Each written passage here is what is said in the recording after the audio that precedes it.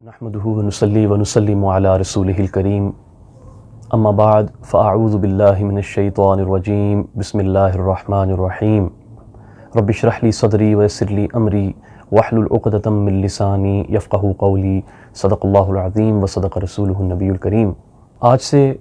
بفضل اللہ تعالی ہم اصول الحدیث کے اوپر اپنی لیکچر سیریز کا آغاز کر رہے ہیں۔ اس کا مقصد بنیادی طور پہ یہ ہے کہ ایک تو اس فن کو لے کر جو بہت زیادہ کنفیوژن پائی جاتی ہے اس کو دور کرنا، لوگوں کے اندر اس کا شعور بیدار کرنا، اور جو علم حدیث شریف کو پڑھنے والے لوگ ہیں ان کو ایک ایسے ریسورس پرووائڈ کر دینا کہ وہ لوگ جو پڑھ رہے ہیں تھیوری کے اندر وہ اس کو پریکٹیکلی اپلائی بھی کر سکیں۔ اور اس فن کے اندر ایک جو چیز ہمیں سمجھ آتی ہے، جو نظر آتی ہے، وہ یہ ہے کہ اوور دا ٹائم جیسے جیسے وقت گزرتا گیا منہج کے اندر بہت سی تبدیلی واقع ہوئی ہے۔ جو ائمہ متقدمین کا ایک منہج تھا، متاخرین نے اس سے کچھ اختلاف کیا اور کچھ ڈیفرنٹ آراء جو ہیں وہ سامنے رکھیں۔ اس سے ایک بہت بڑا برج جو ہے وہ کریٹ ہوا ہے ان کی نقد حدیث کو لے کر۔ اور پھر متاخرین نے جو کتابیں لکھی ہیں اس فن میں اصول الحدیث کے نام پر، آج تک کا جو زیادہ تر لٹریچر لکھا گیا ہے وہ اتنا تھیوریٹیکل ہے کہ اس کو پڑھنے کے بعد جب آپ پریکٹیکلی متقدمین کے جیسے کہ امام احمد بن حنبل ہو گئے، امام بخاری ہو گئے، مسلم ہیں، ترمذی ہیں، ابو زرعہ، ابو حاتم، دارقطنی وغیرہ، جب آپ ان کے کلام کو پڑھتے ہیں تو وہ کلام اکثر سینس نہیں بنا رہا ہوتا۔ اس کے اندر ایک بہت بڑا گیپ ہے جو آپ کو نظر آتا ہے کہ جو ہم نے پڑھا تھا تھیوری کے اندر وہ پریکٹیکل میں اپلائی نہیں ہو رہا۔ اور پھر بہت سی ایسی ڈیفینیشنز ہیں یا ایسے آئیڈیاز ہیں جو متقدمین کے ہاں، اگلے محدثین کے ہاں پائے جاتے تھے، جو اس فن کے فاؤنڈرز تھے۔ بعد میں جب تعریف کی صورت میں، ڈیفینیشنز کی صورت میں ان کانسیپٹ کی تحدید کرنے کی کوشش کی گئی، ان کو ڈیفائن جب کرنے کی کوشش کی تو بہت سی چیزیں تھیں جو اس سے رہ گئیں۔ تو انکمپلیٹ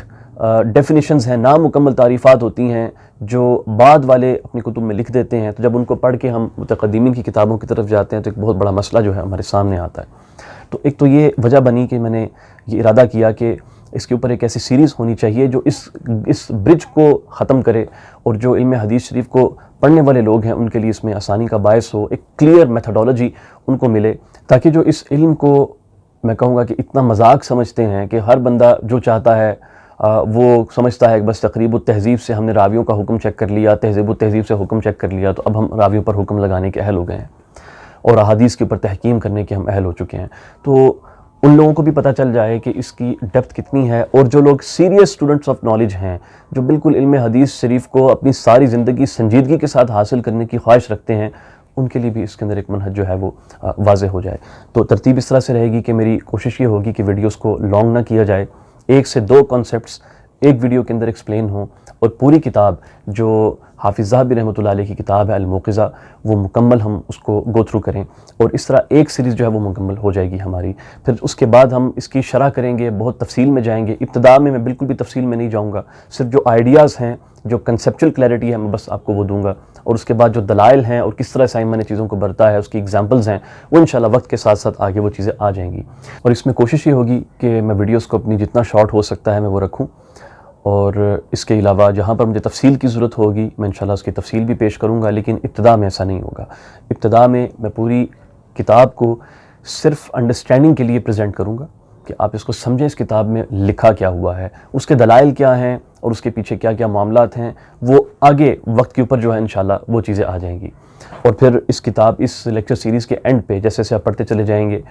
جو لوگ اس کو سیریسلی سنیں گے ان کے لیے میں نے ایک ٹیسٹ بھی رکھا ہے، وہ اگر اس ٹیسٹ کو اٹیمپٹ کریں گے تو انشاءاللہ میں ان کو اجازت بھی دوں گا، اور آگے مزید جو میرے کورسز آئیں گے جو میں یوٹیوب پہ بھی انشاءاللہ ڈالوں گا اور دیگر جگہ پہ میں آفر کرتا ہوں، تو انشاءاللہ ان کو اس میں بھی میں شامل کروں گا، اور پھر تھرو آؤٹ جو ریسرچ کے لیے انشاءاللہ میں ان کو اپنے ساتھ اٹیچ کروں گا۔ اللہ تعالیٰ سے دعا ہے کہ اس کو اپنی بارگاہ میں قبول و منظور فرمائے۔ السلام علیکم ورحمۃ اللہ وبرکاتہ۔